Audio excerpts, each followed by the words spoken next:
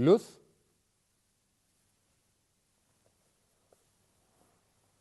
A ver si nos ponemos de acuerdo, sobre todo con nosotros mismos. Tú, sí tú, el que va de guerrero, no tengas miedo. El miedo ese no es real, lo creas tú solo, como si fuera una amenaza que te haces a ti mismo. Te lo haces a ti porque no te conoces. Si te conocieras no podrías tener miedo. Eso es lo que pasa, que no nos conocemos. Y mira que estamos juntos. Cada uno no puede ir a lo suyo. La función se hace entre todos. Los que manejan el cotarro no ven a los demás y el resto estáis todos enfadados o distraídos o rendidos. Venga, hombre, tenemos que invocar al espíritu de Cyrano de Bergerac a ver si nos damos cuenta de que estamos despiertos. Pero tengo que haceros teatro para que os deis cuenta de que no se puede ir con la cabeza gacha. ¿Vais a venderle el alma al diablo para ganar dinero?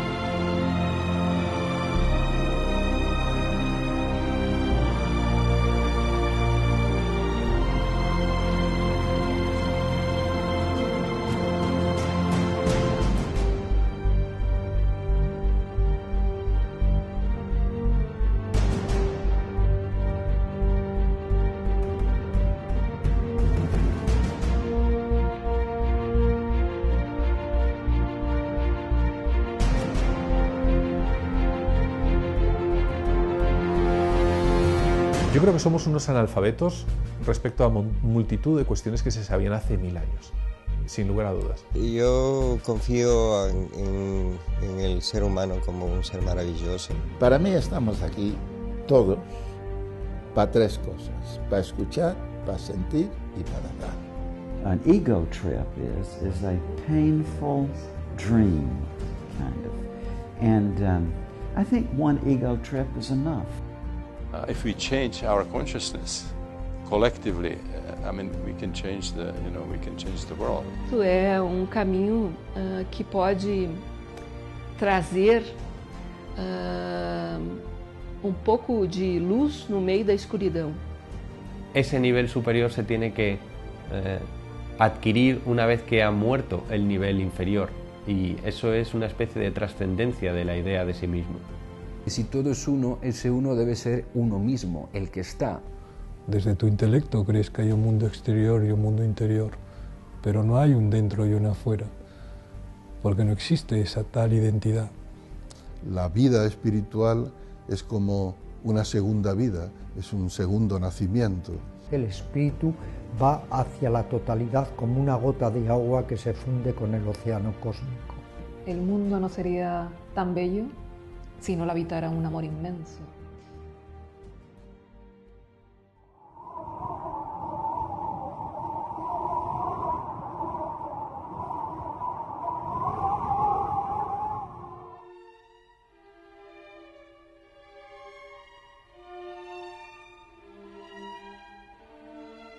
Citando a Einstein, la más bella y profunda emoción que nos es dado sentir es la sensación de lo místico. Ella es la que genera toda verdadera ciencia. El hombre que desconoce esa emoción, que es incapaz de maravillarse y sentir el encanto y el asombro, está prácticamente muerto. Aquello que para nosotros es impenetrable, realmente existe y se manifiesta como la más alta sabiduría y la más radiante belleza. Pero éstas solo pueden ser comprendidas por nuestras embotadas facultades en sus formas más primitivas. Ese conocimiento, esa sensación, es la verdadera religión. Vivimos en el mundo cuando amamos. Solo una vida vivida para los demás merece la pena ser vivida.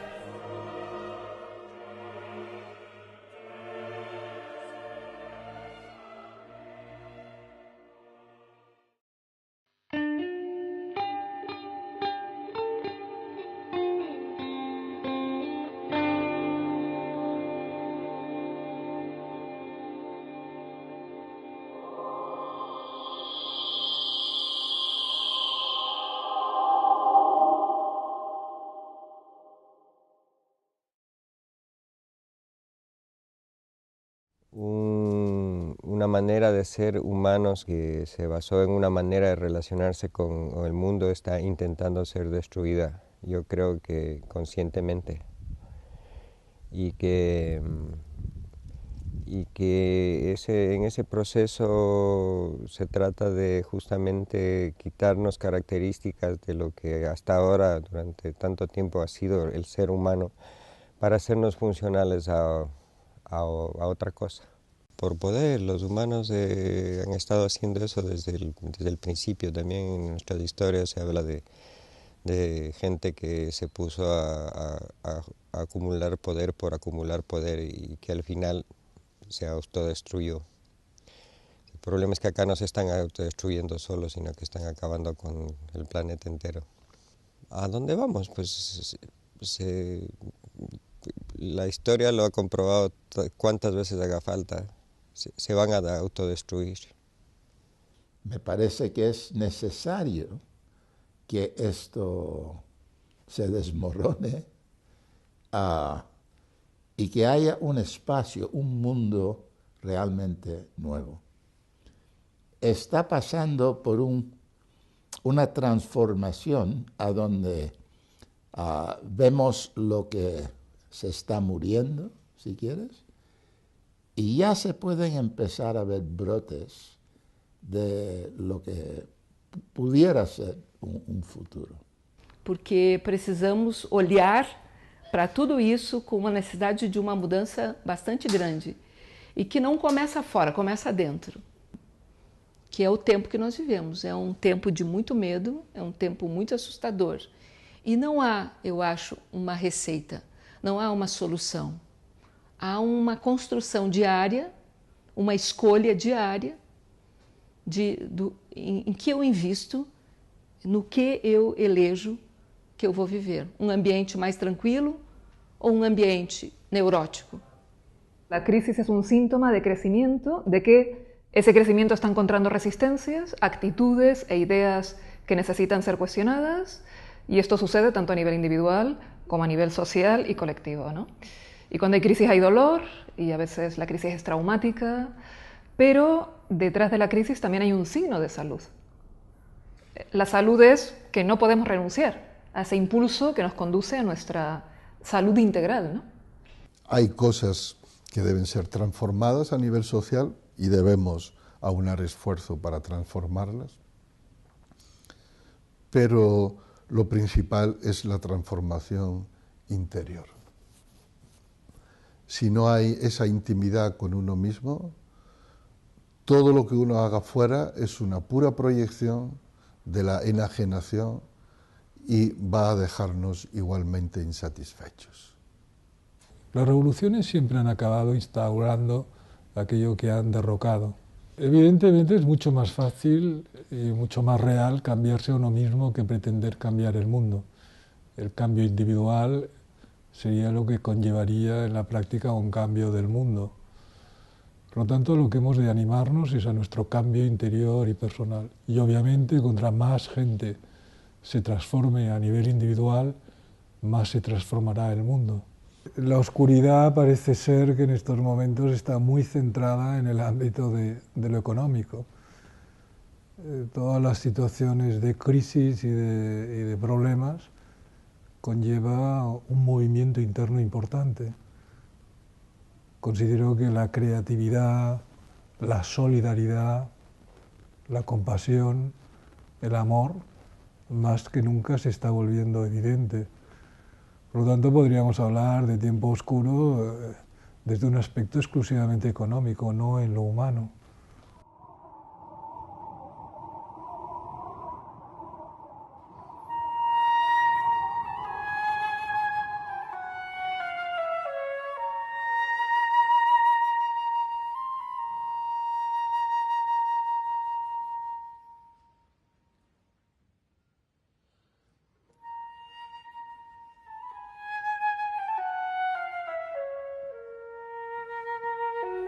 Yo sé quién tú eres.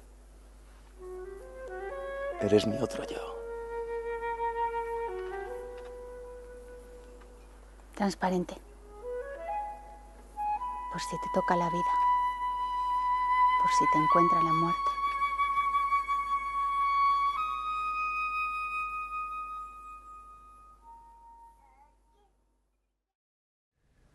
Decía Alejandro Jodorowsky, que me influyó mucho al principio en esta búsqueda, que los hombres, tristes animales sin finalidad, con máscaras de satisfechos, se pasean fingiéndose felices por un planeta que saben que envenenan poco a poco. Es una manera de transmitir que la normalidad, lo que la gente considera que es estar bien o normal, cuando la conciencia se desarrolla y uno descubre las verdaderas potencialidades que puede llegar a tener el ser humano, o al menos las vislumbra, se da cuenta de que lo que antes era normal casi es una psicopatología. Sin embargo, todos vivimos en esa psicopatología de la normalidad, como si tuviéramos que fingirnos felices y en realidad no lo somos. Cuando uno investiga el funcionamiento especular del universo, podríamos decir, no se da cuenta de que lo de fuera no es más que un reflejo de la vivencia que tenemos dentro.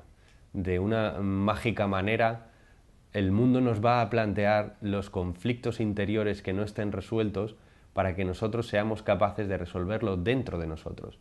Y lo más curioso es que a medida que se van solucionando dentro, fuera desaparecen. Siempre se ha esperado en un resurgir de lo más auténtico, del yo más honesto y profundo del ser humano, pero todo eso hemos visto que ha fracasado y que se ha quedado a medio camino. De hecho, aquí sí que tenía razón Buda cuando insistía: tú eres tu propio refugio, ¿qué otro refugio puede haber? Hoy por hoy la salvación, la liberación sigue siendo individual. No podemos pensar en una liberación a nivel planetario, eso sigue siendo una quimera, un mito. Y lo que sucede es que mientras no se cambie la mente humana, nada va a cambiar, porque si el reformador no reforma su mente, ¿qué clase de reforma va a hacer? Si el revolucionario no revoluciona su psicología, ¿qué podemos esperar de su revolución? Si en la mente siguen persistiendo lo que se llama las tres raíces de lo pernicioso, que son la ofuscación, la avaricia y el odio, ¿qué vamos a transmitir? La sociedad somos todos, es un conjunto de mentes. Si esas mentes no están lúcidas, si no son compasivas, no podemos esperar nada bueno de la sociedad. Lo que podemos esperar es lo que dijo Emerson, que la sociedad confabula contra el individuo y que individuos enfermos hacen una sociedad enferma y una sociedad enferma hacen individuos enfermos. Todos tenemos una gran disfunción mental, no estamos sanos. Lo que pasa es que se dice que los más insanos son los locos, pero en realidad este planeta es el manicomio de los otros planetas. La crisis que está viviendo el ser humano en estos tiempos es fruto del aprendizaje que ha tenido. O sea que de alguna manera lo que estamos viviendo es un sueño, y los sueños se basan en el contenido inconsciente que tenemos. Entonces tiene poco sentido intentar cambiar el contenido del sueño si no es el soñador quien cambia. Si el ser humano no mira hacia adentro de sí mismo y observa qué patrones están funcionando, jamás podrá cambiar la estructura del sueño que vivimos ahí fuera. Desde niños en este sistema se nos inculca una serie de creencias basada en el miedo, en la culpabilidad, en el desamparo. Tengamos en cuenta que toda esta temática del pecado original, un Dios separado de la materia, el premio o el castigo simbolizados con el cielo o el infierno, vemos que obviamente este sistema está funcionando de alguna manera como algo muy parecido a la magia negra. Estamos funcionando en nuestra vida cotidiana desde ciertos supuestos sobre quiénes somos, cuáles son nuestras necesidades, cuál es el sentido que estamos dando a nuestra vida, para qué vivimos, cuál es la escala de valores que tiene que estructurar nuestra existencia. Todas esas preguntas y esas respuestas están implícitas en nuestra forma de funcionar, pero muy pocas veces las personas se han detenido a examinar sobre qué supuestos están operando. Y eso hace que muchos de estos supuestos sean inmaduros, sean inconsistentes, sean contradictorios, sean supuestos que se han asimilado acríticamente del exterior pero no se han examinado, con lo cual la filosofía es la tarea básica, es lo que fue en la antigüedad, el arte de vivir, el arte de saber quiénes somos y de aprender a pensar, ¿no? La herencia educativa que hemos tenido hasta ahora, hasta el siglo XXI, ¿qué tipo de sociedad ha dado? Si llegamos a la conclusión que el tipo de sociedad que estas teorías educativas han dado es una sociedad no feliz, tal vez deberíamos de plantearnos de forma muy tajante el cambio de los criterios educativos.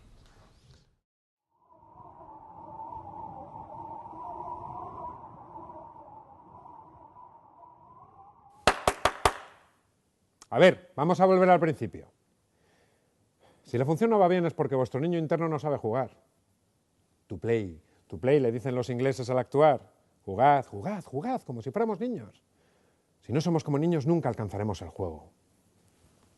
Cuando el misterio es demasiado grande, no queda otra que jugarla con asombro. No seáis como aquel tipo del que hablaba el Principito. Conozco un planeta en el que vive un señor muy colorado.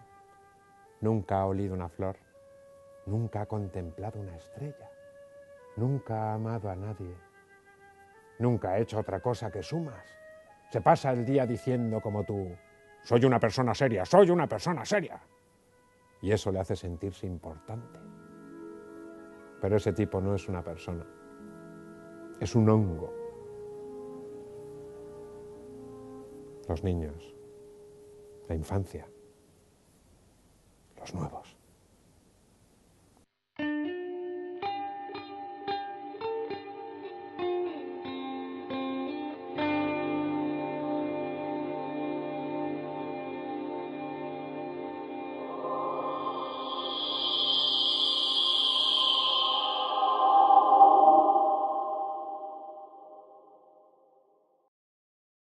Se necesita tener mucho amor y mucha confianza en la vida para tener guaguas con todo y traerlo de este mundo de miedo que es Occidente fundamentalmente. É uma educação que não está voltada a desenvolver a pessoa, não está voltada a desenvolver qualidade de relacionamento, nem qualidade pessoal. É uma educação voltada à competição, à competência. É uma educação completamente falida e não é necessário pensar muito, refletir muito sobre isso, que é evidente. Hoje temos surtos cada vez maiores, psicóticos, crises, problemas emocionais, drogadição em níveis destrutivos, de tudo. Então, é evidente que não funciona mais. Hombre, después de 9 meses flotando en una piscina con todas las necesidades cumplidas, pues empiezan unos empujones y unas cosas, igual depende si hay dificultades en la transición, lo cogen con ventosas o yo no sé si aún lo cuelgan por las piernas y le pegan para hacerlo respirar. Pero uno dice, bueno, yo no sé dónde estoy, pero esta gente van por mí. Yeah, we carry, just being incarnate, we carry a lot of trauma. We can have, I mean, the very moment of conception is a trauma. It reduces of who we really are. We can have prenatal problems. We can have problems, serious problems during birth and then in childhood. So this can lead to not only to emotional problems and psychosomatic problems, but it could become a basis of a variety of diseases. So if we have a powerful method that we can actually go into our unconscious and we can access those traumas, we can express the emotions, we can release the pent-up energies, you know, we can become freer, we can free ourselves from emotional problems, psychosomatic problems, and sometimes even basis for physical problems. Yo sé que el dolor de los padres para los niños es mucho peor que el dolor de los niños para los padres. Todos hemos sido niños de pequeños y sabemos cómo no tenemos filtro para poder discernir o poder juzgar o poder comprender por qué los mayores se portan con nosotros como se portan. No nos damos cuenta de que ellos también cargan sus propias penas y sus propios conflictos. Estos patrones que los niños de manera inconsciente van a absorber de sus mayores se van a quedar en el inconsciente y la vida los repite una y otra vez intentando que encontremos la solución a los problemas de la infancia. Digamos que las personas se hacen maduras cuando dejan de enmendar su infancia y esto lo podríamos evitar con una educación más sana, más consciente. La educación es muy difícil. Hay que elegir el camino del medio, el camino del equilibrio. Si eres un padre muy autoritario, castras a tus hijos y les arruinas su autoestima. Pero si eres unas figuras paternas muy permisivas, entonces crean niños neuróticos y sobremimados. Yo creo que al niño hay que enseñarle a seguir cierta disciplina, pero no de una forma autoritaria, sino libremente asumida. Hay que darle una serie de directrices nunca impuestas ni adoctrinantes, pero informarle para que el niño poco a poco pueda desarrollarse y crecer. Pero lo esencial, el niño tiene una enorme capacidad de absorción, una enorme capacidad mimética. El niño va a ir absorbiendo lo que vea en sus figuras paternas.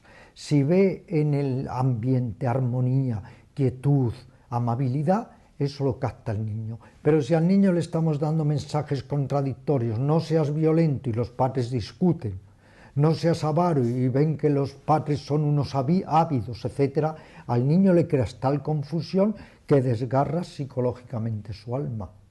Creo que es importante también que los padres sean personas felices, que sean modelos de autenticidad, modelos de coherencia, también que sean espejos limpios del niño. El niño se ve a través de la mirada de los padres.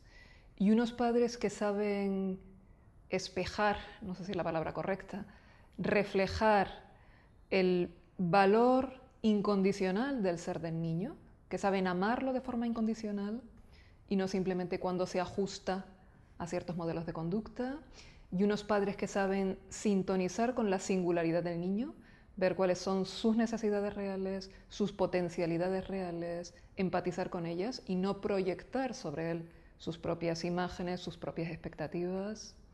Me parece básico también. El propósito fundamental de la educación es hacer niños o adolescentes totalmente independientes. Ese es realmente el fin último, que la persona no dependa de sus padres. No es tanto que adquieran, como es lógico, una cultura próxima a la Wikipedia, sino simplemente ser autónomos, que sepan gestionar, no solamente desde el punto de vista económico, sino desde el punto de vista emocional, todas sus vicisitudes, de manera que puedan vivir lejos de las faldas maternas y paternas también. E se sabe que a imitação do comportamento é todo o tempo da infância. A criança está olhando para o pai e para a mãe e dizendo, bem, é assim que as pessoas são, assim que as pessoas se relacionam.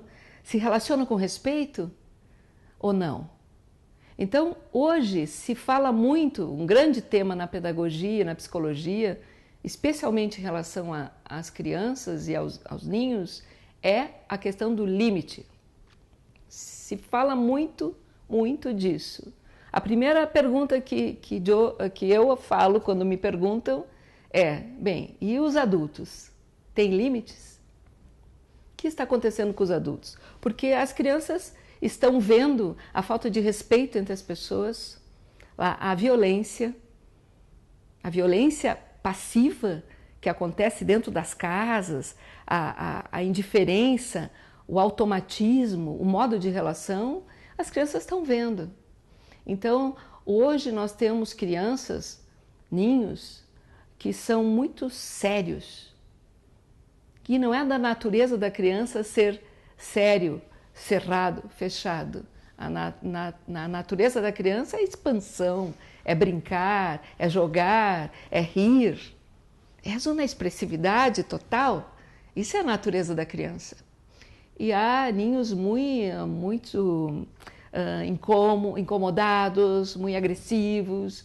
E para se ter uma infância mais pacífica, no sentido de mais apaziguada, mais harmoniosa, é muito importante que a criança e o ninho olhe para seus pais e vejam pessoas que se respeitam, pessoas que zelam por tudo.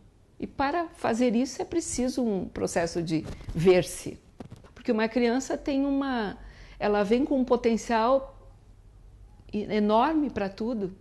Ela está com tudo para ser desenvolvido. Ela está com as virtudes potentes, prontas, é como uma flor que está pronta para florescer. E se não temos um caminho de autoconhecimento, nós cortamos essa flor, nós podamos essa flor. Porque o adulto é, em geral, muito prepotente. Ele acha que tem o direito de interferir o tempo todo, como se fosse uma compulsão a interferir, uma compulsão a achar-se com mais sabedoria que a criança.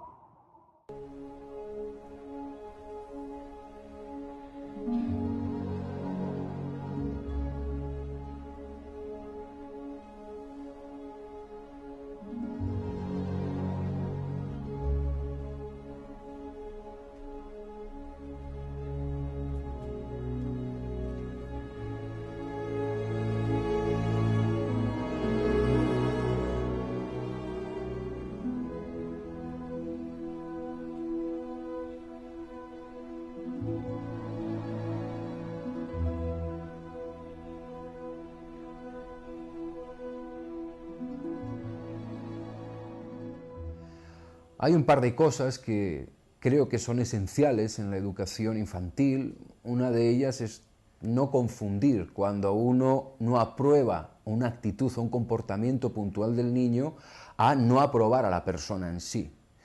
Y la otra tiene que ver con el colegio, con el sistema de educación. Yo en mi experiencia lo que viví es que tenía ciertas facultades de poder ver otras realidades, otras capas a nivel de percepción y directamente me encajaron como un niño con problemas, me diagnosticaron autismo y me mandaron a clases de especiales, ¿no? Con niños que de verdad sí tenían lesiones cerebrales, síndromes, etc. Claro, después, con mucho trabajo, lo que hice fue volver a recuperar esa visión mágica del mundo que de manera natural tenía cuando era niño. Es importante observar cómo los mayores, los padres, etcétera, proyectan y contaminan a los niños de todos los conflictos no resueltos. sobre todo los conyugales entre las parejas. Lo que va a suceder después, si no tenemos cuidado con este tipo de cuestiones, y qué responsabilidad de los padres, es que después esos niños, cuando son mayores, van a necesitar desfamiliarse de toda esa contaminación mental y emocional para conseguir estar mínimamente bien. Y mientras mejor están los padres, mejor están los hijos. Si los padres han podido dejar sus miedos, los hijos se van a criar sin miedo. Si los padres han podido dejar todas esas cosas que recibieron de sus padres para ser funcionales a un sistema y a una manera de estar en el mundo, y pueden ser creativos, imaginativos y flexibles, sus hijos van a encontrar mejores maneras de estar en el mundo también. Todos nos queremos como nos quisieron. Por eso es tan importante la mirada afectiva que el niño recibe, porque esa mirada le va a decir si es valioso o no es valioso, o si tiene sentido o si no tiene sentido, o si merece la pena. Oh, I think children, for me, the main thing is just to love them. Yeah, that's the most important thing. And my own philosophy of child rearing, I suppose, my way with my children was that I've never suggested any life path to them. What I try to do is I try to listen to them and see what they're interested in, and then I encourage that interest.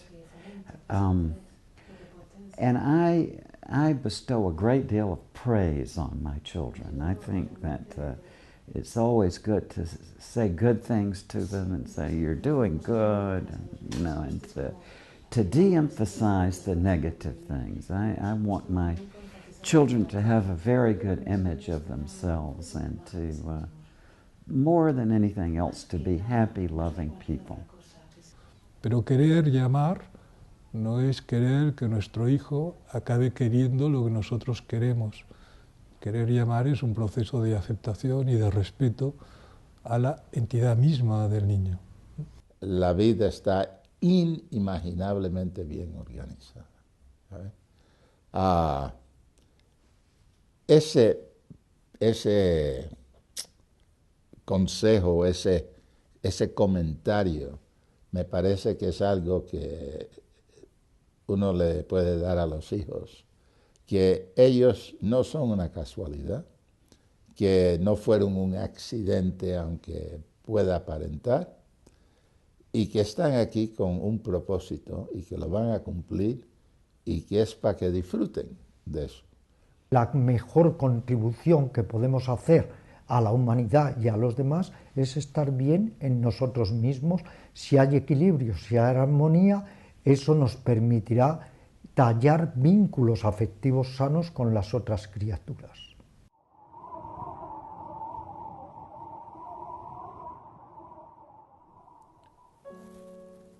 Estás preocupado, responsabilizado, ¿no sabes cómo hacerlo? Estás asustado. Las cosas son más sencillas, se saben desde siempre.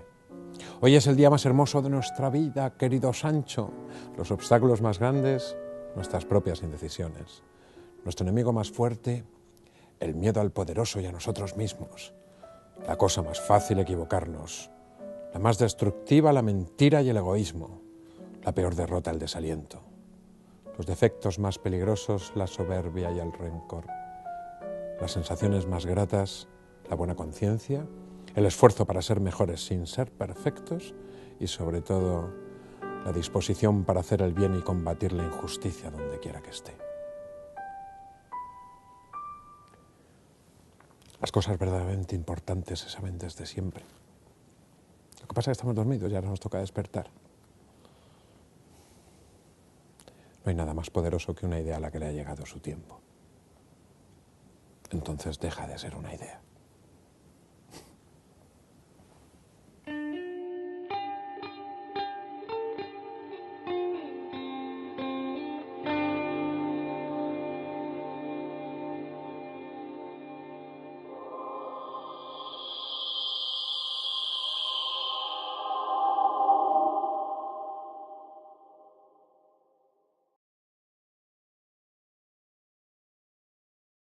Un ser humano, una persona es desarrollable y perfeccionable.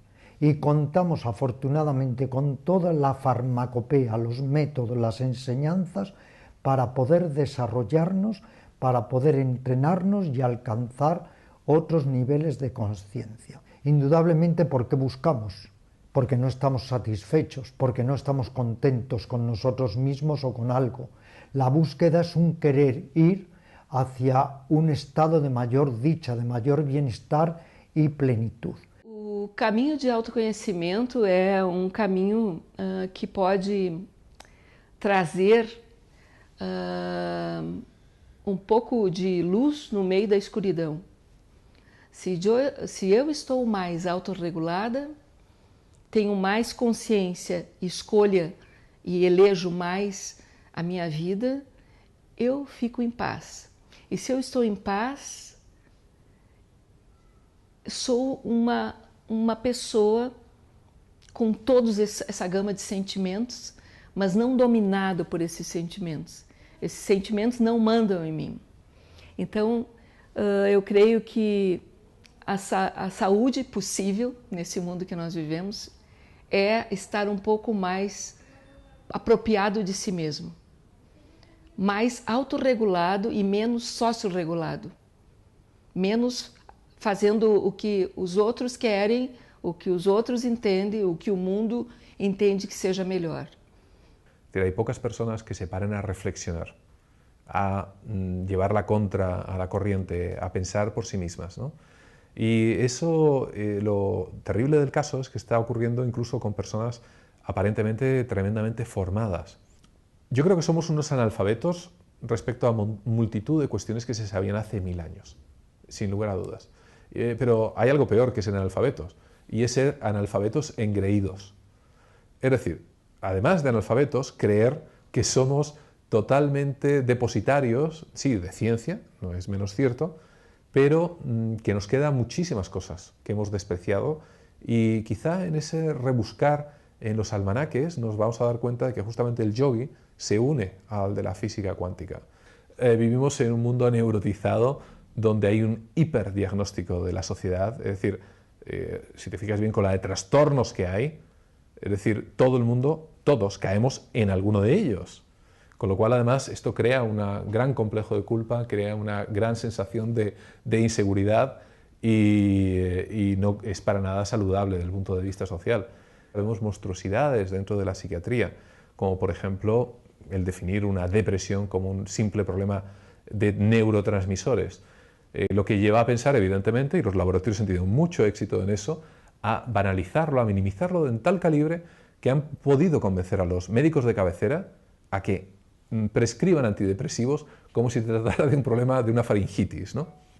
En los pueblos de no hace muchos años, la gente creía que los problemas políticos los arreglaba el alcalde, los problemas espirituales los arreglaba el cura y los problemas de salud los arreglaba el médico.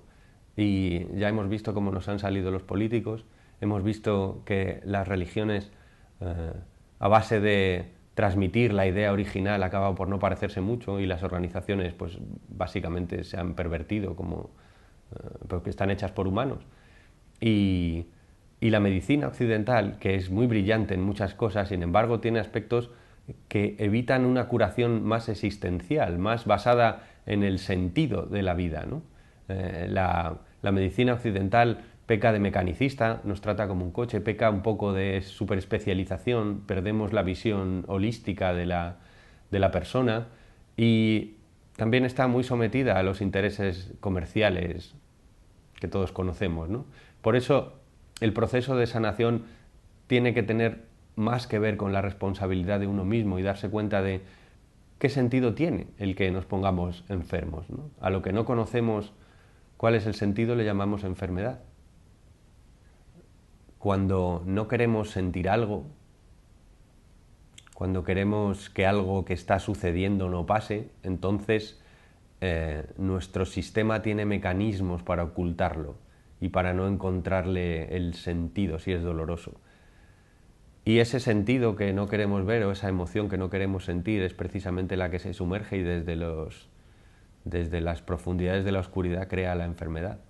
A veces la enfermedad es un signo de salud. Y a veces la neurosis es un signo de salud. Cuando estamos asimilando una escala de valores, muchas veces, bueno, la adoptamos del exterior, de los valores familiares, valores sociales, que no permite esa actualización fluida de nuestra verdad profunda, esa autoexpresión, ese desenvolvimiento, enfermamos. Pero esa enfermedad es un signo de salud.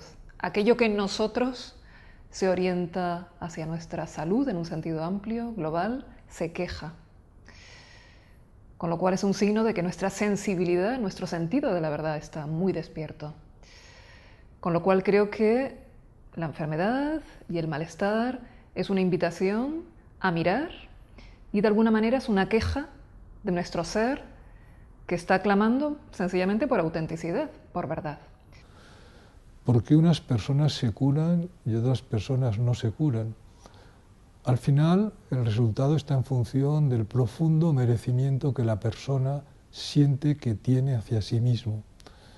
Hay personas que en la enfermedad, de alguna forma, está limpiándose sentimientos de culpa, está redimiendo culpa. Hay personas que no se sienten merecedoras de la salud. Hay personas que se sienten merecedores de una forma de sufrimiento.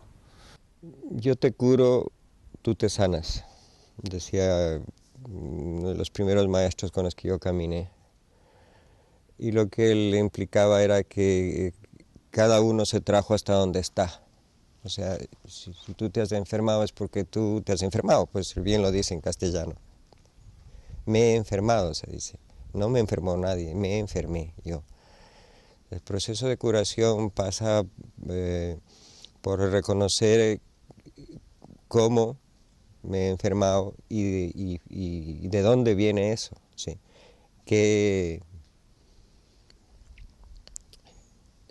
influencia, patrón de conducta, hábito ha generado el desequilibrio que permite que la enfermedad se manifieste?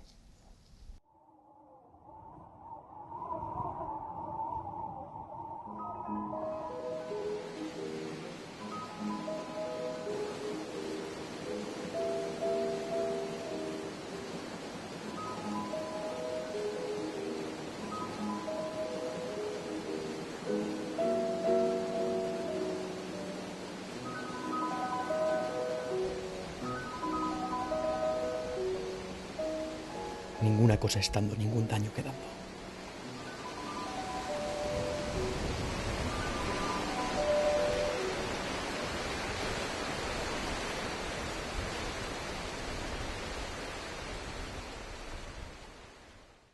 Todo el mundo conoce lo que es el sufrimiento en la vida, ¿no? Todo el mundo quiere cambiar y mejorar aspectos personales, pero para poder cambiar es imprescindible que nosotros aceptemos el problema. Esa es la paradoja. Dice una historia sufí que cuando el camello acepta la sed es cuando el agua aparece. Por eso el cambio no se puede producir si no nos hemos sumergido antes y hemos aceptado lo que ya está sucediendo. Es que la aceptación es la aceptación de cambio. Uno no tiene que hacer nada para cambiar. Cambiar es lo que hay.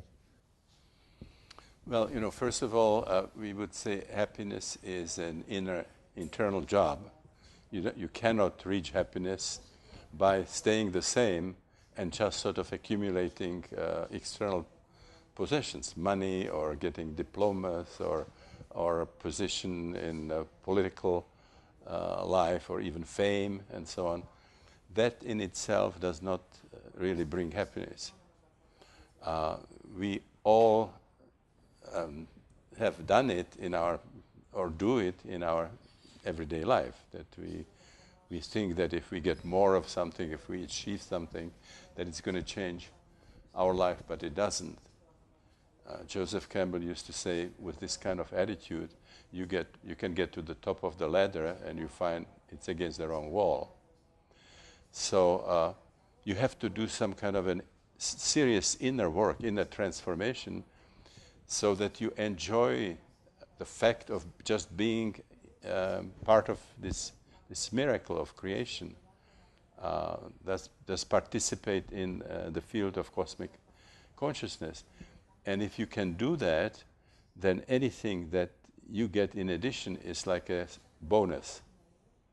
But unless you can connect with existence in this kind of a way, then nothing that you can get from the outside is going to change it. La única cosa que hay que hacer a veces es dejar de darnos el coñazo, ¿sabes? Dejar de criticarnos, dejar de, ¿sabes? Pegarnos la paliza. Parece que todo el mundo ha tenido alguna encarnación de esta de látigos en monasterios o lo que sea.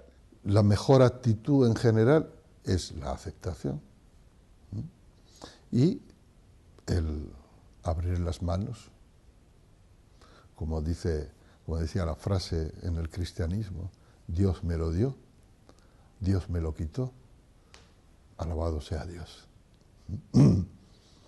La vida no nos pertenece, nosotros pertenecemos a la vida.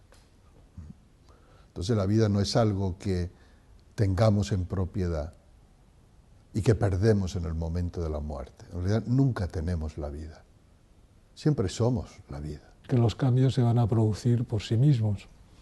Si los cambios se producen más allá, en mí mismo, de mi propia decisión personal, es que hay una realidad que me cambia a mí. Fluir en esa realidad es el conocimiento, es la sabiduría. Eu creio que a meditação é, sem querer exagerar, é um caminho de salvação nesse mundo de caos que vivemos. Acho que a meditação é uma questão de higiene mental, antes de qualquer coisa.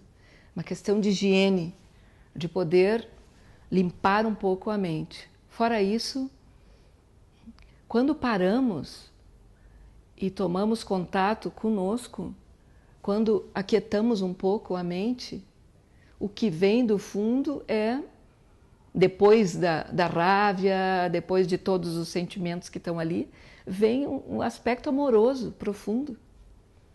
Sentirse significa tomar conciencia profunda de sí mismo,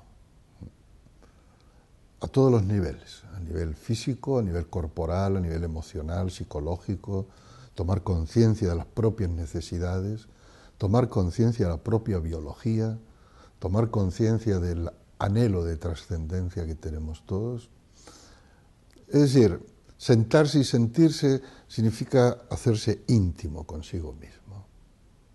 Esta intimidad es fundamental porque es la medicina, la única medicina para la gran plaga, la gran epidemia y enfermedad que es la enajenación, la alienación. Yo ni hablo de sentarse en meditación, porque la meditación no se hace, es algo que ocurre. Pero vamos a sentarnos, respirar y entrar un poco en quietud, ¿no? En silencio. Cualquier persona que enseña a otra persona, por ejemplo, a técnicas de meditación, a mí me parece que tiene la responsabilidad de decirle, mira, en el primer mes espera que surjan muchas cosas que te van a parecer desagradables, pero son cosas interiores que van saliendo. Es basura que está ahí. Es como cuando uno limpia una casa que está sucia. Los primeros días lo que noto es que tú te embarras. Pero eso pasa bastante rápido y entonces esa aventura con uno mismo, esa experiencia con uno, como el mayor misterio de la vida para uno, que eso entonces sí te conecta con ese otro misterio que por supuesto es más allá. Cuando se dice sí a la vida, el amor fati, del que hablaba Nietzsche, retomando una idea estoica, decir sí a lo que es, también a lo que no entendemos, a lo incomprensible, a lo absurdo, a lo doloroso, a lo que choca frontalmente con nuestras ideas sobre lo que querríamos que fueran las cosas. Cuando hay esa aceptación plena, inesperadamente, porque no ha sido algo calculado, ni esperado, ni buscado, irrumpe un estado que cabría describirlo como un estado de plenitud de ser, de plenitud de comprensión y de plenitud de amor. Es como si al apurar la realidad con todas sus consecuencias, descubriéramos que en el trasfondo de las cosas, misteriosamente y sorpresivamente, hay amor, bien y belleza.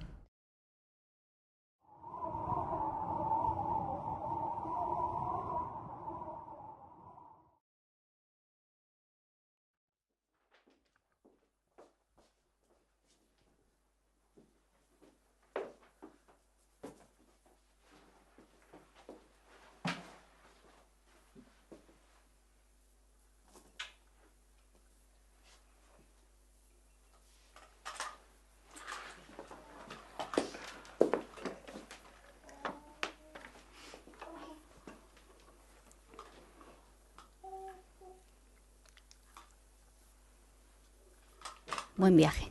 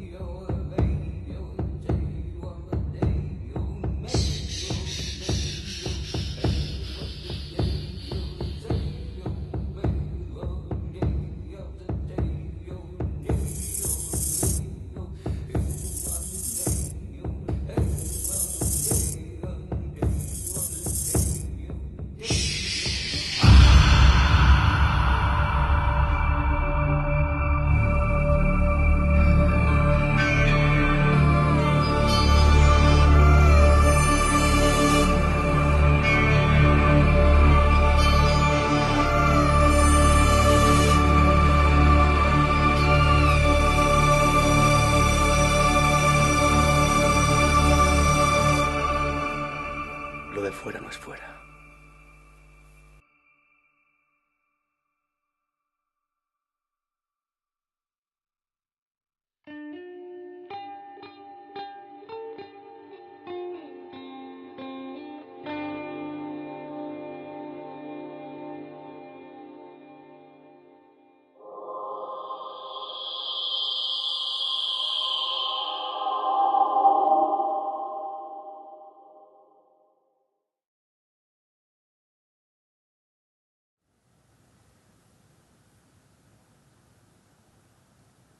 Ser o no ser.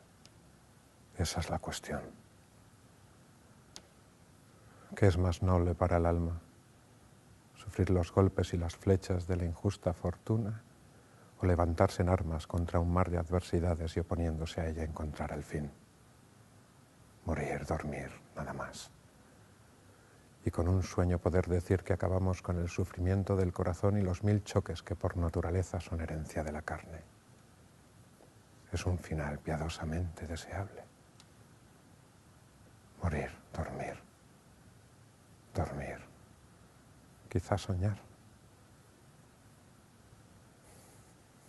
Pues estamos en un mundo tan singular que el vivir solo es soñar, y la experiencia me enseña que el hombre que vive sueña lo que es hasta despertar. Sueña al rey que es rey, y vive con este engaño mandando, disponiendo y gobernando, y este aplauso que recibe prestado en el viento escribe y en cenizas le convierte la muerte. Desdicha fuerte. Que hay quien intente reinar viendo que ha de despertar en el sueño de la muerte. Sueña el rico en su riqueza que más cuidados le ofrece. Sueña el pobre que padece su miseria y su pobreza. Sueña el que a medrar empieza. Sueña el que afana y pretende. Sueña el que agravia y ofende, y en el mundo, en conclusión, todos sueñan lo que son, aunque ninguno lo entiende.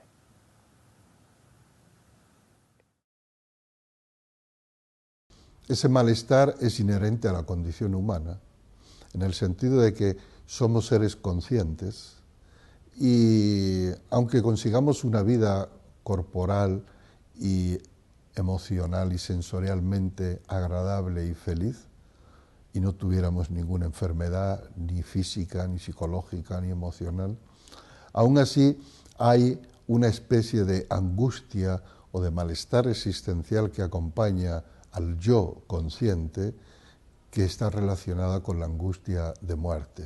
Hay una cosa muy curiosa, que es la relación simétrica que existe entre las enseñanzas tradicionales para aprender a morir bien, que es una cosa que en Occidente no se hace mucho, y las enseñanzas tradicionales sobre la búsqueda de los niveles superiores de la consciencia, de la iluminación o el despertar espiritual, como la trascendencia o como queramos llamarlo. Y esas enseñanzas son prácticamente las mismas.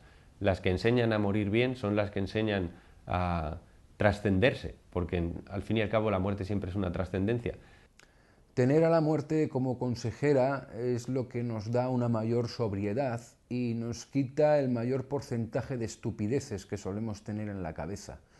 La certeza de que vamos a vivir para siempre, cosa que es absurda, nos permite el vacile de perder el tiempo con problemas y complejidades mentales y olvidarnos de lo importante que es amar. Y no hablo de amar a uno mismo y a los demás, que es muy bonito, sino amar porque sí. Es decir, vivimos de espaldas a la muerte de una manera alocada, como corriendo por un callejón sin salida, y creo que la gran parte de nuestra sociedad, quizá algunos elementos que gobiernan, no les conviene imbuirnos de esa futilidad de la vida, porque entonces muchas personas empezarían a reflexionar y a pensar sobre la eficacia y lo que realmente están haciendo en sus vidas. Y a través de esa reflexión creo que habría una verdadera revolución social. Aquellos que han tenido una experiencia cercana a la muerte, al contrario de lo que mucha gente se piensa, no solo pierden el miedo a la muerte, sino pierden el miedo a la vida. Y esto es importantísimo entenderlo. Se vuelven personas mucho menos materialistas, con las consecuencias que ello tendría en una sociedad como la nuestra. Se vuelven personas mucho más arrojadas y valientes en el sentido de enfrentarse a sus sueños e intentar cumplirlos. Se vuelven personas mucho más emocionales, es decir, cambian de plano, totalmente de plano. Pero es un trabajo interior, en el que quizá una de las cuestiones está la renuncia del yo, ese yo, ¿no?, que no se suelta ni muchas veces ni a la de tres. A través de la renuncia del yo y de tener quizá la inquietud o la seguridad de la alucinación de la consciencia, de renunciar a esa alucinación de la consciencia que somos cada uno de nosotros, quizás sería mucho más fácil morirse y reintegrarse otra vez con el universo. De ter vivido, eu espero muito, quando eu chegar no momento da minha morte, que eu tenha a sensação de ter vivido tudo que eu pude viver. Tudo. Tudo. Todos os beijos que eu quis dar, todos os abraços que eu quis dar, todos os nãos que eu quis dar, todos os sims, vivido cada dia, cada lugar. Eu tenho a impressão que eu poderia estar mais em paz. Eu espero, na minha morte, não estar em conflito comigo, nem com as pessoas. E que eu possa estar completamente em paz. Talvez, na minha fantasia, eu encontre meus grandes amigos e maestros em algum outro lugar, para fazer uma roda de música, bailar, tomar uma ayahuasca junto ou qualquer coisa assim. Who do some serious inner work, and significant part of it is what we call the process of psychospiritual death and rebirth. They develop a different attitude towards life, not sort of go forward and get more, but it's more like life becomes more like martial arts or more like surfing. A mí me parece que existe la muerte, es la muerte del ego, ¿sabes? Y es una muerte real, y es una muerte que hay que reconocer, que decir que no existe una muerte absoluta, la aniquilación, es cierto, es mi experiencia directa. But just within the past few months, I've had an experience that's totally changed my way of thinking about it, and has really brought me to the point where I have to say, I give up. I really can't think of any other explanation now from what I've learned, except to say that there is a life after death. Confío en el ser humano como un ser maravilloso, y yo sé y siento que todas esas gentes que se han dejado enganchar en ese sueño, pues algún rato terminan dándose cuenta de que no es su sueño, y que no, fundamentalmente, que como personas, como seres humanos, no les hace bien.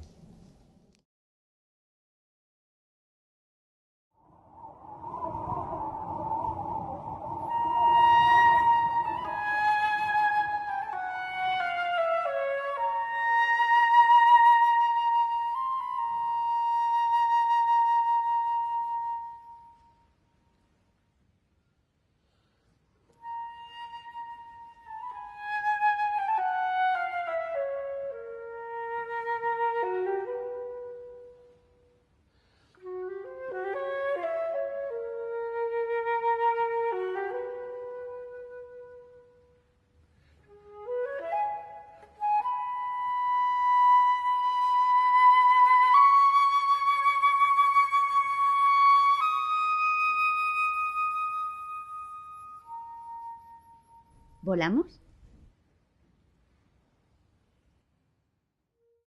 De entrada somos un misterio para nosotros mismos. Y prueba de que somos un misterio para nosotros mismos es que tenemos que plantearnos quién soy yo. Esa es la gran pregunta, ¿no? Y creo que el ser humano tiene efectivamente potencialidades y dimensiones interiores con las que pocas veces está en contacto. Y que hay muchos paisajes por descubrir, y que no hay tarea más apasionante que la del conocimiento de uno mismo. La identidad y el yo no es lo mismo. Parece que es lo mismo, pero no lo es. La identidad verdadera es algo muchísimo más amplio que el yo. El yo creo que, a mí me parece que es algo bastante limitado, quién sabe, bastante material. Tiene su valor, tiene sus sentidos, pero no es lo mismo como la identidad verdadera. Eliminar al ego no es eliminar al ser. El ser no se puede eliminar, porque el ser en sí mismo es, y es lo único que es. Y esto es lo que somos, no una idea de ser alguien determinado. En realidad puede ser todo o puede ser nada, pero no puede ser alguien. At a certain point you realize that the ego is pain. I can tell you honestly that, you know, I'm finished with ego. Now, in one way, that itself sounds like an egotistical statement, right? Which it would be if I said, well, the reason I'm finished with ego is that I went up on the mountains and I burned the incense and I did the chants. That's not what I mean. The reason why I'm finished with ego is that I pretty nearly killed myself with it. An ego trip is a painful dream, kind of. And I think one ego trip is enough. I learned from that one. I'm sick of ego. So, I think there's a certain amount of truth to that. Yes, that there's a process of transcendence in life. And you know, the way I say it for myself is I'm sick of Raymond Moody, but I still want to be here for the benefit of others. Entiendo por ego la representación que tenemos de nosotros mismos, un conjunto de imágenes, de ideas sobre eso que supuestamente soy yo, con la que me identifico. El factor clave es la identificación. No somos nuestras ideas, que no somos nuestras circunstancias, que no somos ni siquiera nuestro cuerpo, que no somos nuestro currículo, etcétera, etcétera. Verificar esto de una forma vivencial y saber que eso que somos no puede morir, es ese morir antes de morir del que hablan los místicos, ¿no? Y es la verdadera preparación para la muerte y también la verdadera preparación para la vida. El yo es solamente la alucinación de mi conciencia. Es decir, sí, se da muchas veces lo de que está por hecho dado que existe ese yo, ¿no? Pero quizá el yo pudiera ser una simple alucinación, una sensación de. La verdadera identidad también incluye las cosas con las que no te identificas. La identificación, la idea de sí mismo, es una frontera que colocamos entre lo que no queremos y lo que sí queremos. Y esa frontera no existe. Las cosas que rechazas en realidad también están dentro de ti. Si uno se pone a buscar el yo, se da cuenta que no está, o que es algo así como un proceso que sucede, un proceso de cambio continuo, de evolución continua, un proceso impermanente. Esta es la impermanencia de la que hablaba el Buda, ¿no? Y de la impermanencia más te vale que te enamores, porque es una novia de la que no te vas a poder divorciar. Y amar implica el olvido de uno mismo. Si uno está enamorado de alguien, no enferma y está todo el día pensando en ese alguien. Diríamos, su ego ha desaparecido y ha sido sustituido por la imagen del ser que amo. En la compasión ocurre esto, pero a grande escala. Cuando yo me abro al dolor del otro, mi propio yo desaparece y me vuelvo solidario.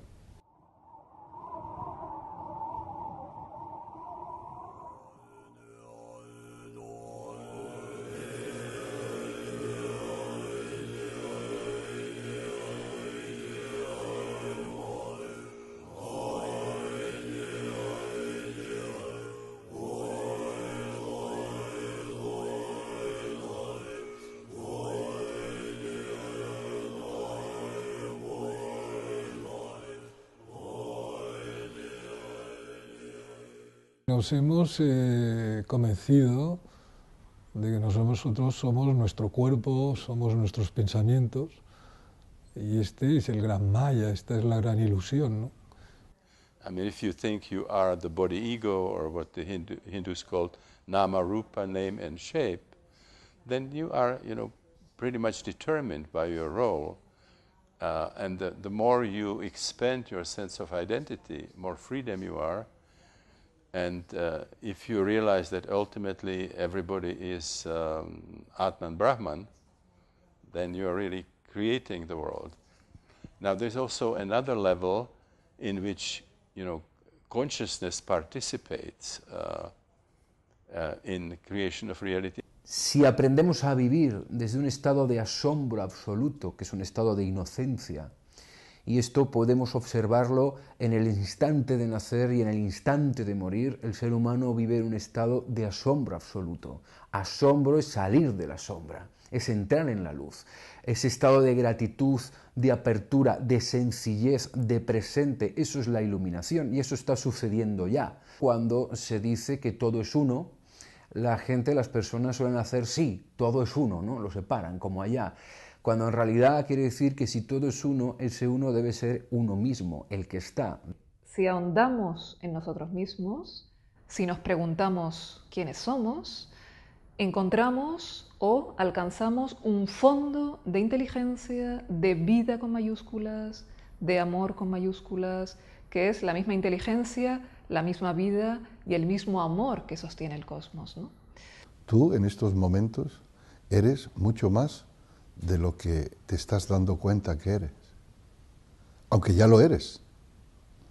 Nota que uno desaparece más que aparece, pero está consciente, hay una conciencia ahí que tiene una amplitud que a veces parece infinita y a la vez parece muy personal.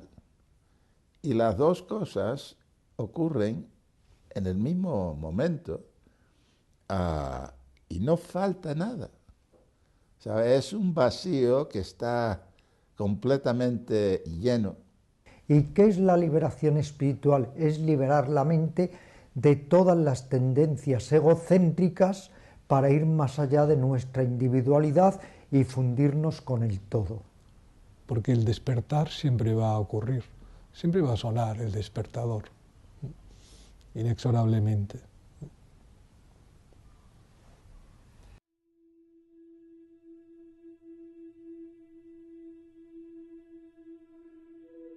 Por inconcebible que le parezca a la razón ordinaria, tú y todos los demás seres conscientes estáis todos en todos.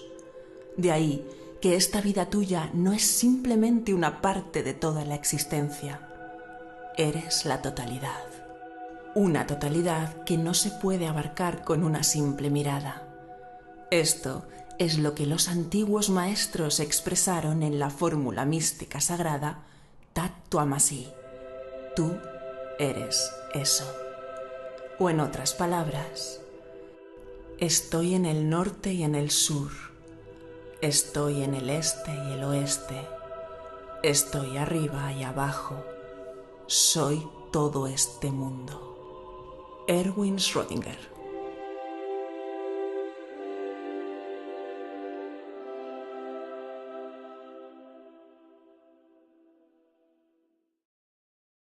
A mí me parece que hay un principio de placer en la vida, que lo que llamamos evolución es ese principio de placer que uno va evolucionando a niveles más y más elevados de placer. En ese sentido, podemos decir que Dios, la totalidad, es el último placer. Que el auténtico conocimiento, el conocimiento del que estamos hablando, no es un conocimiento de técnicas ni intelectual. Es más, el conocimiento del que estamos hablando no es tal conocimiento, no es algo que yo tenga que aprender. El conocimiento del que estamos hablando es algo que yo tengo que descubrir, que significa que yo ya lo tengo. Establecerse en la experiencia de la quietud y el silencio interior como el centro del ojo de un huracán, mientras la manifestación del huracán es movimiento, torbellino, ruido, sonido, poder, fuerza y energía. Pero el centro del huracán es estable y silencioso. Pero el huracán es las dos cosas. Ahora, es muy diferente vivir en el extremo del huracán, girando en la tormenta y en el viento del huracán, a vivir el huracán desde el centro del huracán, que es el silencio, el espacio y la amplitud. La conciencia despierta se ha estabilizado con tal fuerza y se ha convertido en la principal corriente dentro de la conciencia de uno, que ya no hay vuelta atrás. Esa conciencia ya no se apaga, ¿no? El Buda enseñó que todos los seres originalmente estamos ya nirvanados. Estamos en el nirvana desde el inicio y tenemos la iluminación innata, pero no nos damos cuenta de eso. Entonces el trabajo es darse cuenta. Esto mucha gente no lo entiende porque piensa que alcanzar la iluminación es alcanzar algo que no se tiene. Entonces, o llegar a ser algo que uno no es. Y eso es un imposible, porque nadie puede llegar a ser lo que no es. Y lo que ya es, pues ni siquiera se puede dejar de ser. Yo creo que el descubrimiento de la propia naturaleza original no cambia nada, al revés. Yo creo que lo singular es más singular que nunca. Es decir, el mundo en su concreción, en su cotidianeidad, se vuelve sagrado. Ya no hay distinción entre lo sagrado y lo cotidiano, entre lo espiritual y lo no espiritual. Es decir, se vuelve a una perfecta normalidad, pero una normalidad vivida desde el asombro, desde el pasmo y desde la gratitud. Ese estado de plenitud de ser, de conciencia de unidad con todo, de amor, tiene la particularidad de que como se ha alcanzado aceptando la realidad tal y como es un estado que es incondicional, que ya no depende de que se den ciertas condiciones, que es injustificado, que es gratuito, que es sin por qué. Y se descubre además que ese estado es nuestra casa. La sensación es que por fin estoy en casa. Hay una sensación de reconocimiento. Que el liberado en vida está en este mundo, pero no es de este mundo. Es de todos, pero a la vez no es de nadie. Él está más allá de su personalidad ordinaria, esa personalidad que a todos de alguna manera nos encadena. Él sigue teniendo obviamente sus necesidades vitales, existenciales, fisiológicas, pero en él ya no queda rastro de individualismo, de apego o de odio y por supuesto de miedo. Está en otro nivel de conciencia que los que no estamos liberados no podemos ni remotamente sospechar. Es la libertad total. Por si acaso te mueres un día, te tengo que decir que tranquilo, que descubrirás cuando te mueres que no has nacido nunca, por lo tanto que no te puedes morir. Decía Quevedo, la vida es una comedia. Los hombres representantes, Dios, el autor. A él le toca repartir los personajes y a los hombres representarlos bien. Primero crees ser el personaje y ni siquiera lo eres. Luego descubres ser el actor que lo interpreta, pero ni siquiera lo eres. Encuentras ser la función unificada o ni siquiera. Quizás seas el misterioso creador. Mientras crees estar actuando tú, al creador no se le ve, porque el creador siempre está más allá de la luz.